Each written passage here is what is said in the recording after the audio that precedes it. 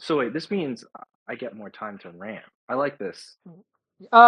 Yeah, more or less, basically. It is just us, so you can rant all you want. Let me say my piece first, and then I'll let you No, take the reins. absolutely. I'm Um, not trying to Stephen A. Smith this. no, you're fine. It is just us. Dave is gone, Andrew's gone, Sam is gone, so it is just the two of us. It is week 8. It's the Imola review and the Monaco preview. Imola was actually surprisingly entertaining. Everyone expected it to be a one-stop race. It most certainly was not. The finishing order was Verstappen, Norris, Piastri on the podium, and then Hamilton, Albon, Leclerc, Russell, Sainz, Hadjar, and Tsunoda rounding out the points, with Alonso, Hulkenberg, Gasly, Lawson, Stroll, Colapinto, Behrman, and Bortoletto behind. And then Ocon and Antonelli did not finish. Good day, Max Verstappen, Yuki Tsunoda, and Ferrari. Bad day, Charles Leclerc, Kimi Antonelli, Haas, and Aston Martin. A lot of people had bad days this time around.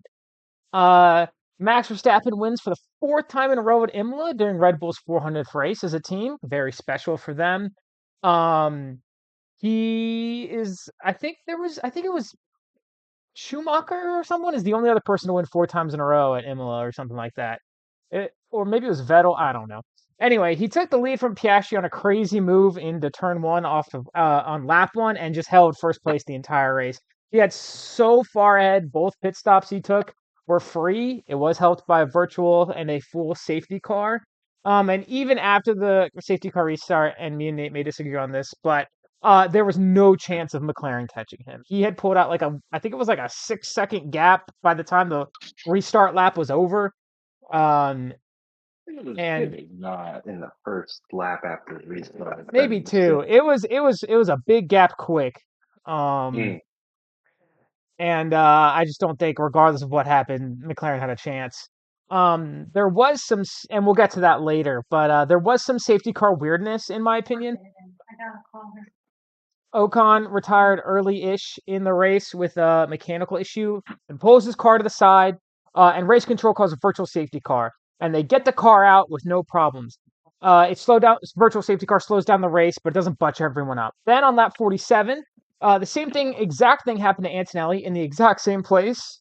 Um, he pulls the car up a little further up the track than Ocon did, but only by a few meters. And race control calls a full safety car, which to me and a lot of people watching and like commentators and stuff did not make sense. This safety car costed Piastri second as Norris pitted, but Piastri didn't. And Norris overtook Piastri after the restart. Not immediately, but after the restart with ease, which brings their championship gap down to 13 points. And I have written, and I'll read this verbatim. Nate thinks McLaren should have swapped the drivers immediately on the restart and let Norris chase Verstappen for the win. Personally, I don't think they had a chance regardless, and they would have had to wait at least a lap to swap anyway to build some space to the cars behind.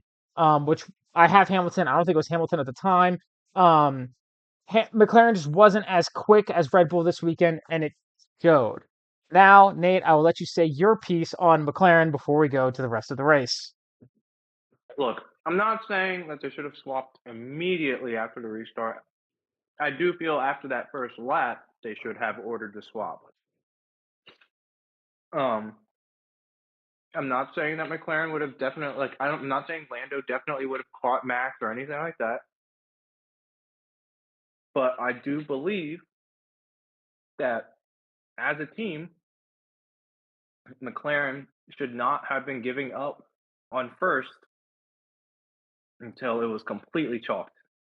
And I'm sure there's probably a line of logic that I'm missing that completely chalks out first place, sooner than what I'm thinking.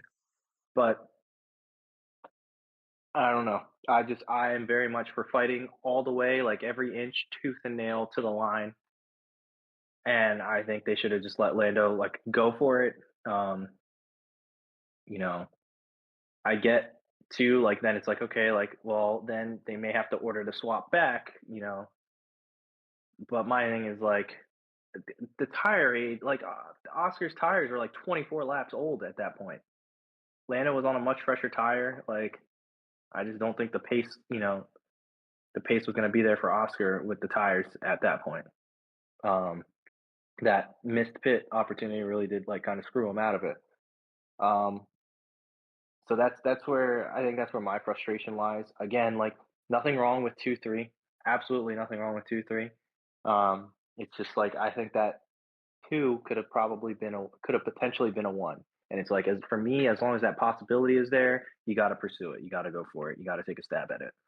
Um, so brilliant move by Max. You know, at the start of the race, like very well executed. He took the gamble and it executed it beautifully. Um, so you can't be mad at that. All you can really do is tip your hat to it. Um, and then of course, you know, you can't do anything about safety cars. Like that's just how it happens. You have to be able to adapt.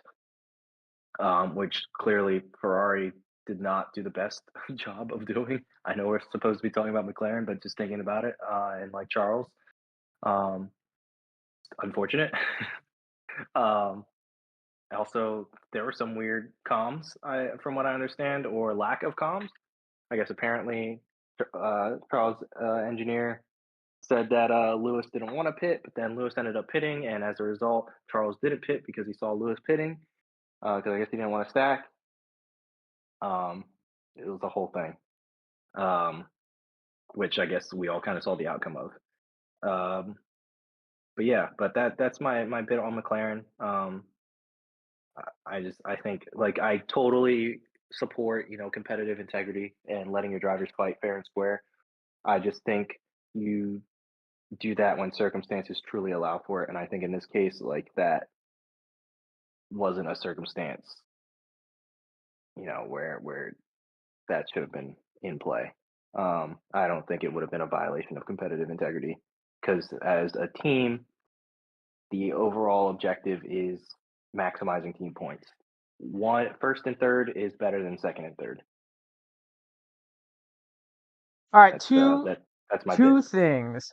I okay, so is it possible that McLaren, after seeing the restart and see Max shoot ahead so effectively, and like I think he was 2 seconds ahead after like sector one.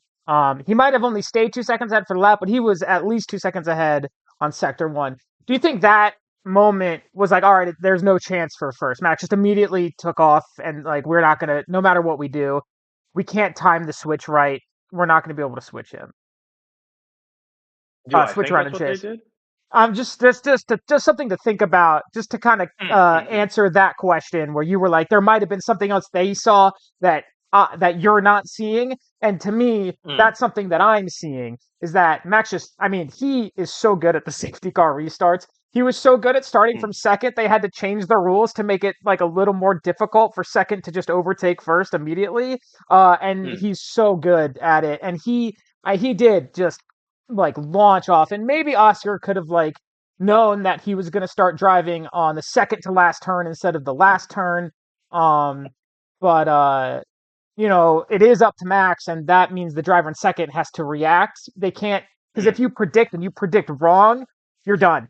Like that's at least I think that's a 10-second penalty, if mm, not a stop and go, which ruins Oscar's race.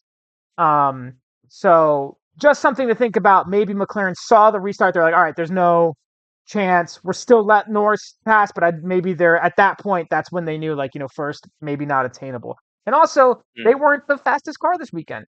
Um, it just shows, like, even like they were so far apart from each other in like the middle section of the race that Norris and Piastri were in clean air, and they still couldn't catch up. And clean air is really beneficial. So, um, I think that might have played a little bit into it. mm. And then the second thing I was gonna say was I forgot. Dang it, it was important too.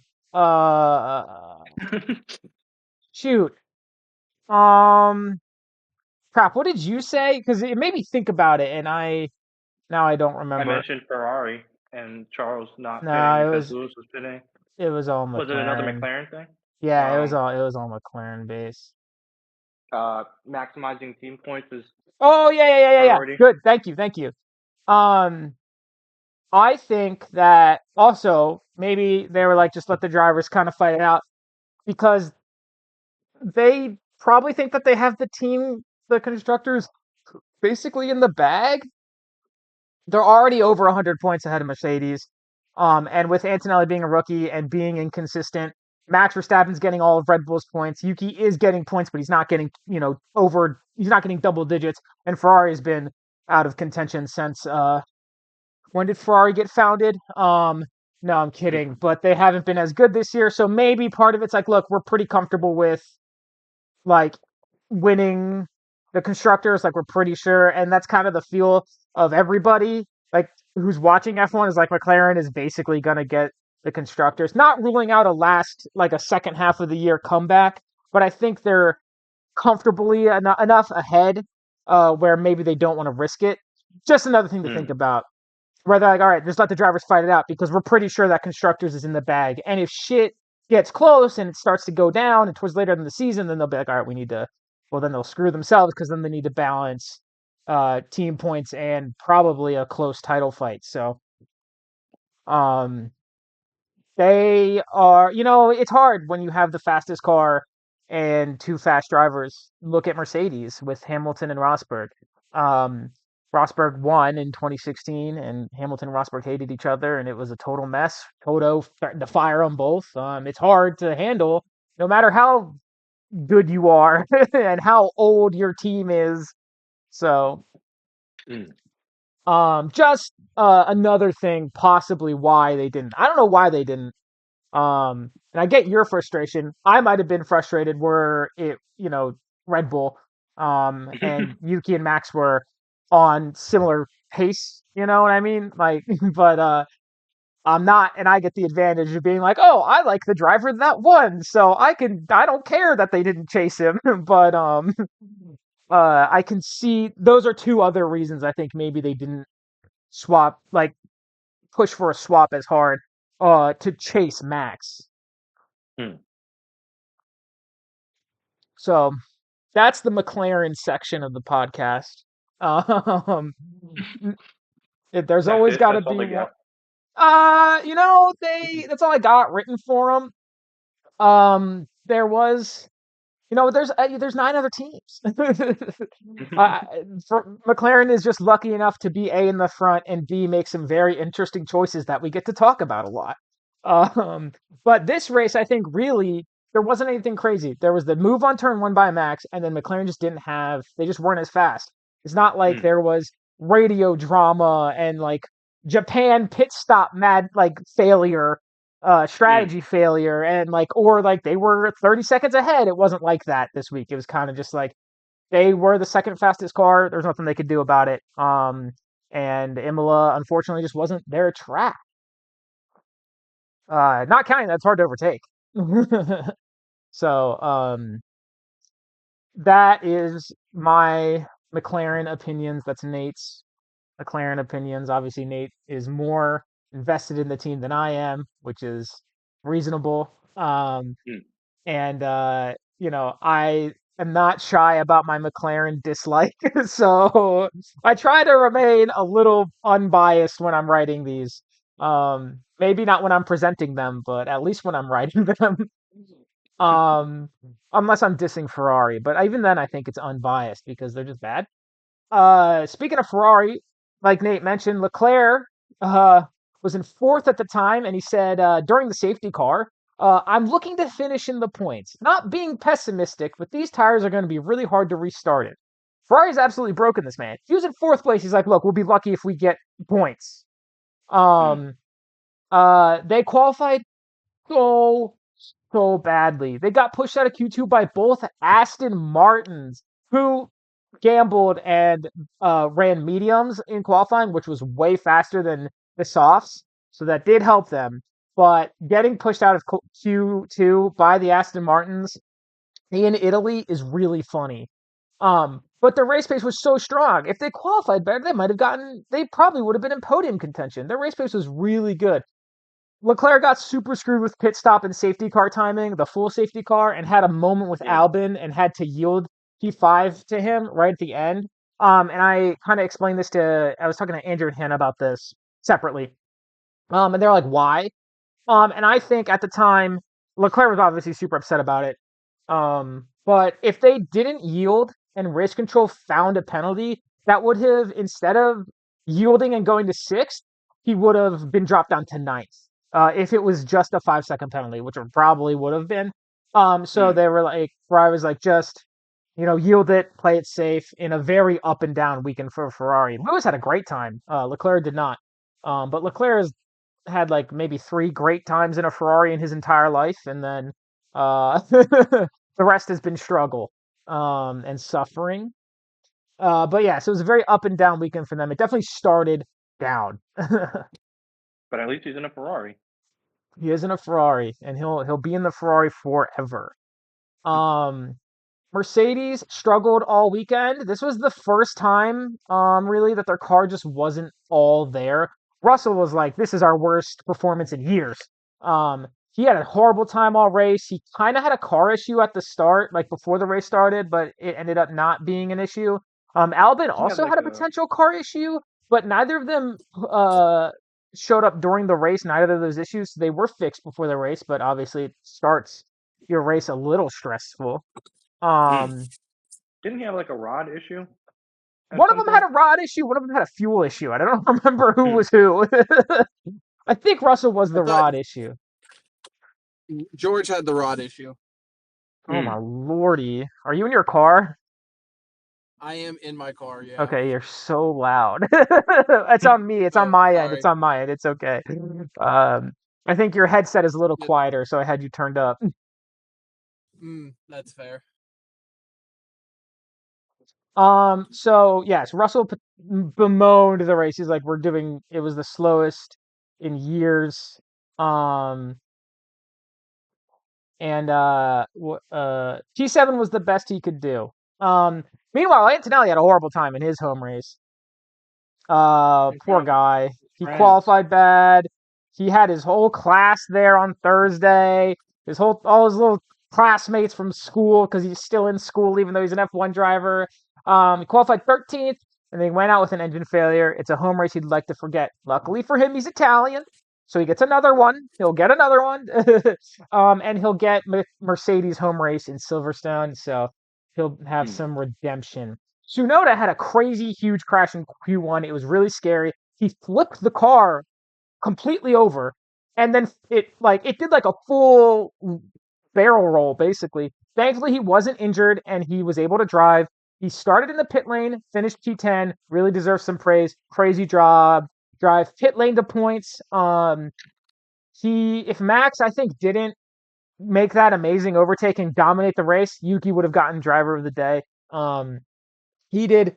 So he really does deserve a lot of praise for that. And that crash was really scary to watch live.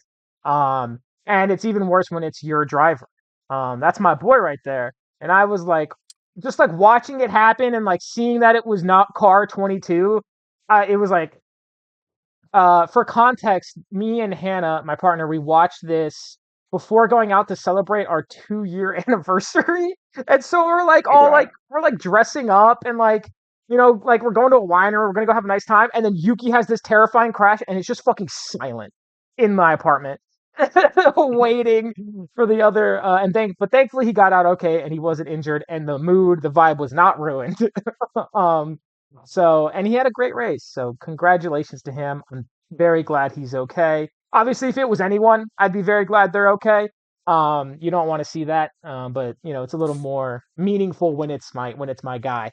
Uh, so um, back to Aston Martin. They gambled in qualifying, ran mediums, which gave them way more speed than anyone else, and they qualified in fifth, Alonso, and eighth, Stroll. Watching Stroll knock out Leclerc of qualifying was really funny. It was just so funny. Um, but the race pace wasn't there, and they finished outside the points. Alonso complained on the radio that he is quote the unluckiest fucking driver in the world, and he's not wrong.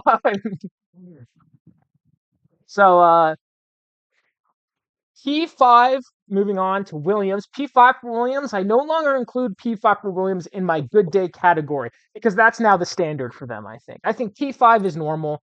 And it's no longer like an outstand, like it's no longer worth of like, oh, they had a really good day. I mean, they did have a good day, but you know what I mean.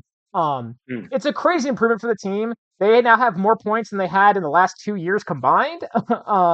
And I'm sure they'll beat the last 3 years combined, and then 4 years, and then 5 years, and then probably like 10 years, because there was like a good period where they didn't score a single point. Albin finished P5, signs in P8, gives them another double podium finish. Signs probably wants more out of the car. He feels like he's there, but every time he's there, he gets P8 or P7. He just gets dropped down at the end. And they have a really strong foundation as we get ready to finish out the first third of the season. That's right. Monaco, this upcoming race will be 3% of the way through the season, and Williams has got a good foundation to basically solidify 5th place. I don't think they're getting 4th, but they're probably going to solidify 5th. Podiums though are still going to be hard for them to get. But if they do get one, and I've told this to Nate and Andrew, both, I wouldn't really be surprised. I'd be like, this feels right. It's not like overly shocking that they got there. It will be surprising still, and it'll be awesome, but it won't be like a fluke, you know? Agreed. And then unfortunately, Andrew, Haas was just terrible all weekend. The car wasn't there. They qualified 18th, 19th. They finished 17th in DNF. They had a horrible weekend. And Haas is really that team this year with high highs and low lows. They're either like on fire or they are on fire, but in a bad way. So poor Haas. They really need to get their qualifying together for Monaco, because I think especially if their car is slow, Monaco could be really rough for them. But we'll get into Monaco in a bit. Colapinto had a rough debut in Alpine after pissing everyone off in the practice sessions. He was defending against everyone in the practice sessions for some reason, like using DRS to defend and stuff. And then he crashed in Q1, qualified 15th, and then finished 16th. Really hard first showing for him with the team, and with Monaco next, it's not going to be an easy follow-up. Gasly was on fire in qualifying, qualified 10th. He was actually the fastest of all drivers in P2. Or, I'm sorry, practice 2, or maybe 3. I think it was 2. And he had a great one-lap pace, but could only manage to get P13. So Alpine's kind of, they're working on it. And if Dave was here, he'd probably have something to say about Colapinto and the crazy Argentinian fans. Actually, there's this, 1 second, got a cough, gonna mute. I missed the button. It's sorry. okay, I didn't pick it up. Okay, good. There's this account called Formula Racers, which is like a news repost account, and then there's a parody called Formula Fakers. It's kind of like NBA Central. And they posted a fake story from Mick Doohan at a picture of Colapinto's crash, saying like, what an improvement. And Argentinian fans flooded Mick Doohan and Jack Doohan's like DMs and emails and shit with death threats, which is a very Argentinian thing to do. Please don't come after me, Argentinians, if you're listening to this. You've just done it many times before in other sports. And they also, Colapinto had a moment with Yuki in one of the practice sessions, and they Argentinian fans went onto Yuki's Instagram and made a bunch of Hiroshima and Nagasaki comments. And not in a good way. So, Colapinto had a really rough debut, and so did his fans, and he had to like make a statement, like being like, "Hey, don't do that." So, if he crashes with someone in Monaco, it's gonna be rough. And then Sauber, the back of the field, well, not in this race, but in the points, they were really bad. Hulkenberg was up in points briefly, but it's Sauber. He didn't keep it. This week, certified Ferrari moment goes to race control and their inconsistent safety car protocols. Because why was it a full safety car for Antonelli and a VSC for Ocon when they had the same issue in the same spot? Should have just done a VSC for Antonelli, probably, or a full safety car for both. It doesn't make any sense that they did two different. And especially with the timing of Antonelli and the full safety car, it really feels like they were trying to make some drama at the end of the race, if you want to put your tinfoil hat on. And so that is why the certified Ferrari moment goes to race control. Ferrari's pit stop timing is spared the humiliation this week. But don't worry, Monaco's next. I'm sure they'll find a way to miss it up. For our pick the podium stats, any given Sunday, this is the first weekend that none of us got a single prediction right, aside from right person, wrong place. No one got any points. So we all got 8 or 16, and Dave got his first points in the season. Anything can happen in F1, especially in Imola, apparently. So that's Imola. Anyone, if I have anything to say or any questions, please do. Let them rip. I pretty much said all I had to say in the McLaren segment. Uh, the rest of it, and then I guess I mentioned a bit with Ferrari, but like, yeah, rest of it pretty neutral. Got it. All right. I got nothing. All right. Perfect. Moving on to the Monaco preview. Monaco preview. I should have brought my pillow. This is a direct quote from Max Verstappen while driving in the 2024 Monaco GP. He wasn't in the pit lane. He wasn't like in during a red flag. It wasn't like during the media day. No, he was while racing. While he was in second place, just racing. He's like, this is so boring. And I'll get to why in a brief moment. But first, home race for Charles Leclerc, qualifying is Saturday at 10 a.m., Sunday at 9 a.m. I actually am probably going to miss the end of the race on Sunday. I'll have the audio on in the car while I drive to my parents' house because everyone's getting together.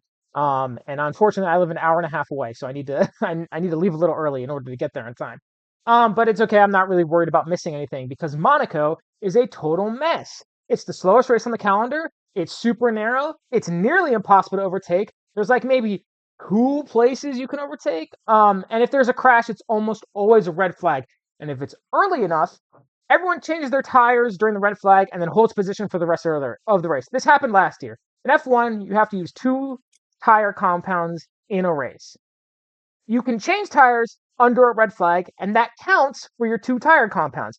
There was a huge crash on lap 1 between Checo and Magnussen.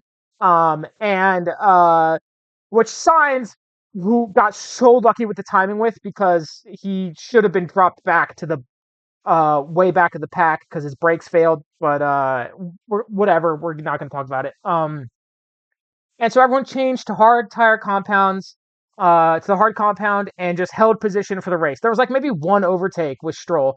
I think Stroll ended up overtaking someone because Fernando was behind him, and Fernando just backed everybody up so Stroll could have a free pit stop and then get 10th.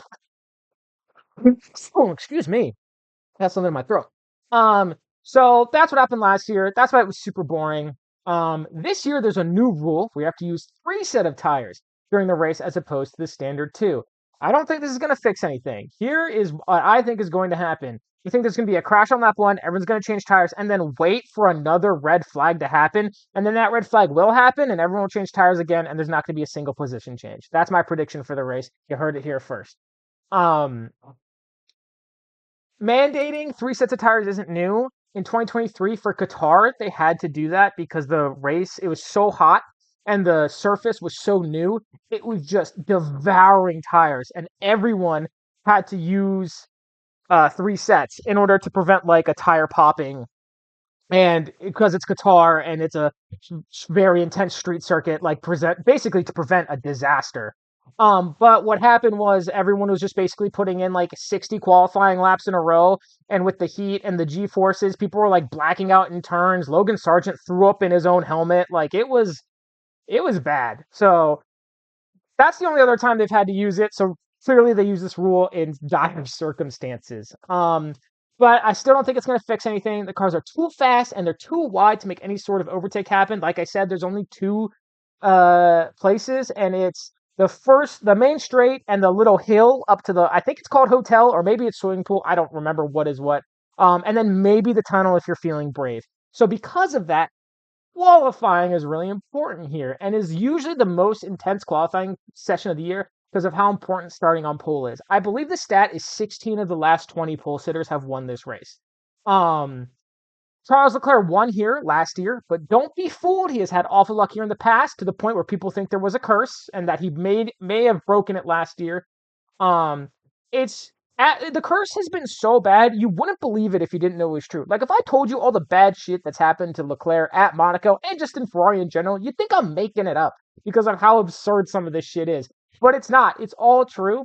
And with Ferrari's recent qualifying woes, I think it's going to be a really tough home race for Leclerc, and it's going to be rough on Hamilton too. He needs a good qualifying, But again, their qualifying hasn't been great. And what if someone like Aston Martin qualifies really well again and knocks Ferrari out?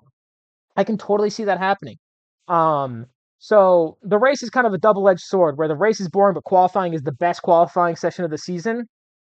Um, and unfortunately, if you're a Ferrari fan and you're looking at your recent qualifying performances, you're probably not super excited about Saturday.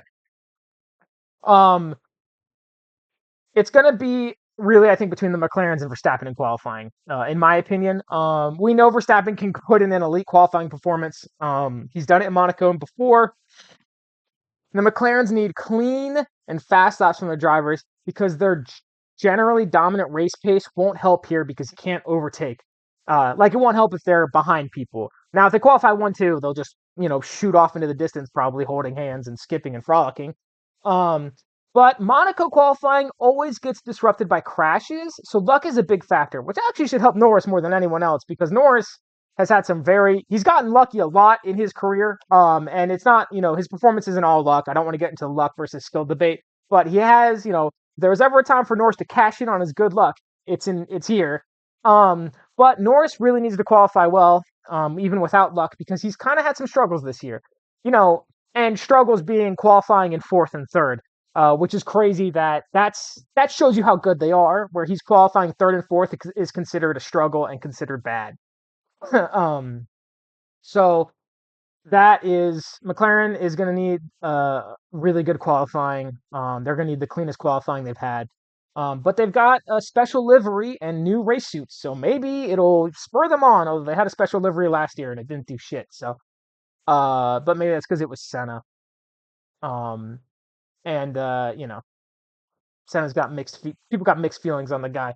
Uh, Tsunoda and the Red Bull needs to put together a strong qualifying and make it to Q3 at the very least. Red Bull puts a lot of stock in Monaco's performance. Everyone in oh my goodness, everyone in F1, like all the teams and like the media, they're like Monaco's the best race of the year. It's the crown jewel in F1. It's blah blah blah. There's celebrities here. It's really rich. It makes a ton of money. It's so fancy. It's so historic. And Red Bull definitely leads into that. But Red Bull's also had a lot of success here, so it's reasonable-ish for them to put so much stock here. And Tsunoda really needs to live up to the expectations. So hopefully he gets hopefully he has a much better qualifying performance than he has recently. And if there was ever a race for a sneak Williams podium, it's here in Monaco. I don't necessarily think it's going to happen, but it's not impossible. Albon has been performing better than Sainz this year, but I do think Sainz has the advantage in Monaco. I can't explain why. It just feels right. I'm just feeling the vibe that Sainz is going to do better this weekend than Albon. Maybe because Sainz raced here for Ferrari, and he knows what Monaco is like in a competitive car. He got second here in 2022 and third in 2024. So he knows what it's like to be running up at the front in Monaco, unlike Albon. So that could play a factor. Sainz knows how to qualify well here. I think if there is a time for a Williams podium, it's here where it's hard to overtake. And maybe with the 2 pit stops, they get some good strategy in there. I think their strategy's been really well. Sainz' strategy, as we all know, is incredible. Like his own calls that he makes. That is, I think it's going to be a hopeful weekend for Williams, I think. And if Monaco is like Imola and the mediums are better for qualifying, the Aston could sneak up in the top 10, knock out some front runners like they did last week. But we won't know how strong the mediums are until qualifying actually happens. Aston didn't know how strong the mediums were in qualifying until they ran them in qualifying. They did some tests in practice, but they didn't know fully until qualifying happened. And that is exciting because that means someone's going to try a gamble and it's going to work. Or it won't. So it's going to be, drama as always. Mercedes is just going to forget Imola. They're going to put it away. They're going to shelve it and probably bounce back for Monaco. Russell's qualified really well this season. I expect him to get up there in the mix. And Antonelli has it in him too. The kid is fast. He qualified on sprint pole in Miami. He's good qualifying. His car, Antonelli hasn't been as great in the races because he's still learning. And the Mercedes is it does fall off in race pace a little bit, but it won't matter as much here, which is great news. And then also a great rookie qualifier is Hadjar. I know I'm saying qualifying and qualifier so much, it's starting to lose meaning, but bear with me. I only think I have to say it like twice more. Anyway, Hadjar, I wouldn't be surprised if he was in Q3 again and actually get to maintain position, even though VCarb's pace isn't strong. It's hard to overtake, so it can't hamper him as much.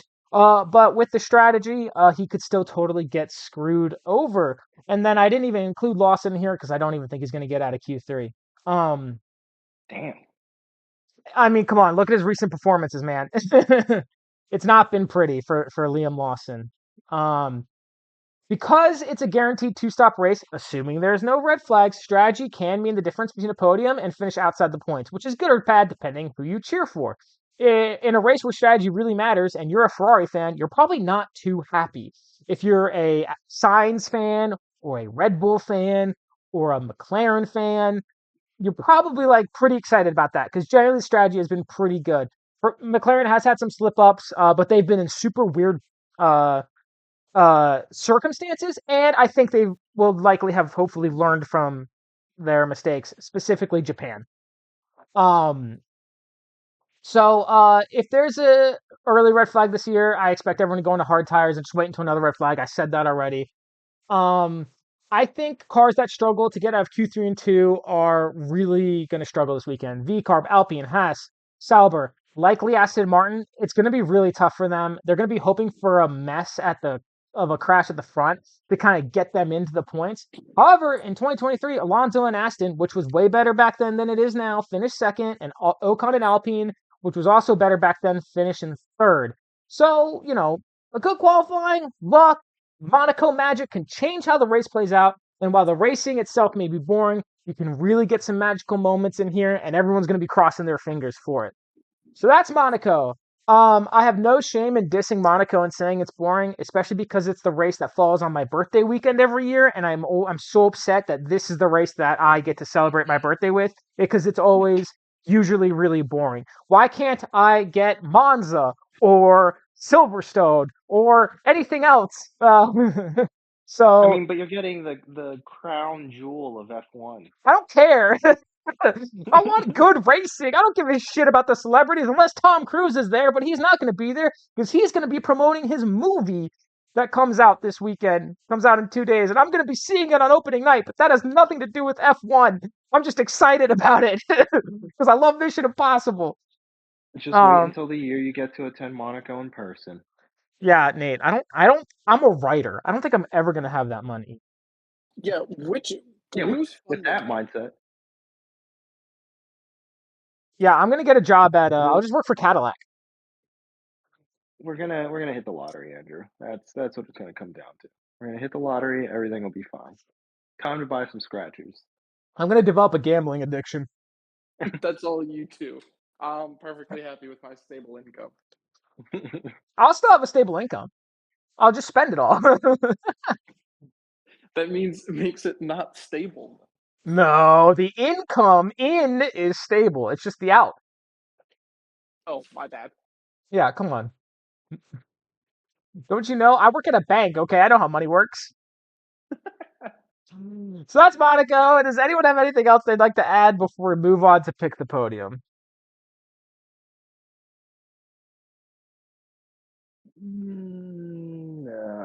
I've got nothing. I've got nothing. Yeah. Pretty Not a much for me. all, yeah, it's all said when it comes to Monaco. So qualifying will be really good. I'm excited for the group chat to pop off at around 11 a.m. on Saturday. So it's time for pick the podium. Uh, Dave has already given me his podiums because he's not here. He has Sainz, Hamilton, Leclerc, clearly going for the former Ferrari driver and the current Ferrari driver. He has a Sarah Ferrari written in there, and he also has Haas, more like Haas with ass in all caps. One of them will finish last, not counting DQs. That's his additional race prediction.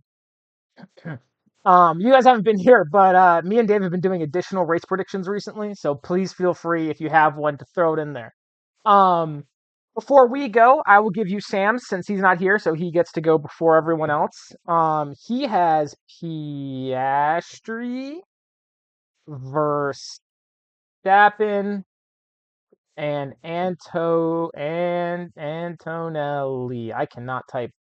So that is Sam's prediction. Andrew, I know yours because you texted it to me, but would you like to say it and explain it if you have any explanation? Yeah, I think Verstappen wins, qualifies on pole, and just defends against everyone. Followed by Piastri. I think my additional race prediction will actually be in qualifying. I'm gonna go with less less than 300ths of a second between the top two qualifying position. I think is it 300ths or thousandths? No, Point hundredths. oh three or 0.003? 003. Okay, that would be thousandths. That is a bold Yeah, prediction. All I right. think it's close. And then third place. Russell. All I right. think Russell beats Norris this week. All right. Nate, Oh, cover your ears because I have the exact same prediction. Verstappen, Piastri, Russell. Pretty much for the same reasons. Verstappen's going to qualify in first because he's a monster. Piastri's been qualifying really low lately, and I do think Russell's going to slightly edge out Norris. Whoa, Russell's going to edge Norris? I didn't know this was fan fiction time. Anyway, um, So I I thought you were have. saving that for the summer. Yeah, yeah. My prediction says Colapinto, more like Cola Spinto. He crashes again, and the Argentinians commit an act of foreign terror in response. I really had to think about how I wanted to write that. By the way, I just stuck with terror. I could have used a different word that starts with terror, but I didn't want to get in too much trouble. So that's my secondary prediction. Nate, can I guess? yeah, guess. Norris Piastri signs. No. Damn it! Norris, I was Piastri, actually Leclerc. no, That's definitely not Leclerc. I no. think I Yeah, I was think even actually Nate doesn't have the hopium for yeah, that. no, Max, you're actually really close though. Albin. I was I was going Norris, Verstappen, and then I was debating between Russell and Oh. Sainz. Wow, no Piastri at all. I think Piastri's just going to have an off day in qualifying, and that as a result, Mm. it's going to be Certified hard. Piastri hater. It's going to be hard to overcome that. Um, I think Norris is going to kind of just pull something out of his ass. I think as a result of that, then he'll be able to. Because, like you pointed out, like the McLarens were not the fastest car like this past weekend. That doesn't mean that they're not still like in the mix or going to be in contention. And I feel like with qualifying too, like as long as it's a clean flying lap, I think Norris is going to showcase kind of his talent. Just because he's been, I mean, if you think about it, he's essentially been on quote unquote underperforming. But I think like Imola kind of gave him a little like um, bit of momentum, and I think we're going to see that build a bit. Um, so that's why I've got Norris having a good qualifying. As a result, I think he'll win the race. Max is Max, and I mean again, like with the way he just dominated the last race, kind of hard not to have him there. Again, it's just Monaco's a tough track to overtake on. Um, And then I am torn between Russell and Signs. My normally I probably would have just went straight with Russell. It's just given having the issues with the car, um, and seeing how Mercedes as a whole was having issues. Like it wasn't just Russell. I mean, Kimi completely DNF'd as a result. Um, I would like to believe that they'd rectify the issue or issues completely. But it's also like that's a quick turnaround again, just a week later. Um, so that's why I'm kind of iffy between him and Signs. But uh, well, I guess I should say as for Signs, like you mentioned, he has experience on this track in a competitive car. I feel like we've seen multiple times throughout this season, even though like it hasn't quite played out right yet. Um, his tactical sense is as sharp as ever. Um, and I just it wouldn't be a surprise to see Williams like take a podium spot. Hmm. Um, like you said earlier in this very stream, like it won't be a fluke if it happens. Um, so, but yeah, I'm not sure. I part of me wants to just go with like Mr. Consistency and pick Russell. Um, I feel like last week was just like an outlier. Uh, but not. Yeah, damn. So I'm gonna let Nat pick. Do I take George Russell in third, or do I take Carlos Sainz in third?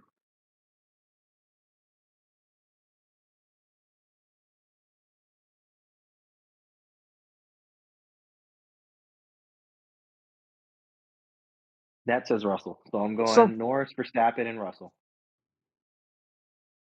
why did that not? Oh, why is that typing in Discord chat? If it's Sainz, I'm gonna be so salty just on the grounds that like, That's you. wow, it actually happened. Well, Like this was the I weekend think of Williams I think takes the because of podium. this, even if you get a perfect weekend, me, I will still have the lead on you. So we will Wait, what? see.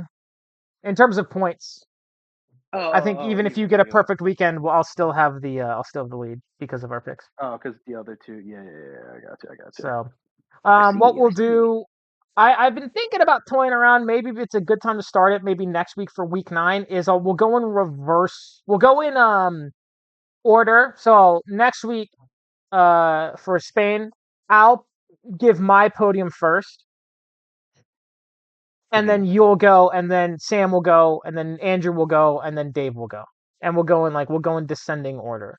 That way, it's not like, oh, you're like coming close to me in the points. I'll just pick the exact same thing you do every week, so that way you never catch me.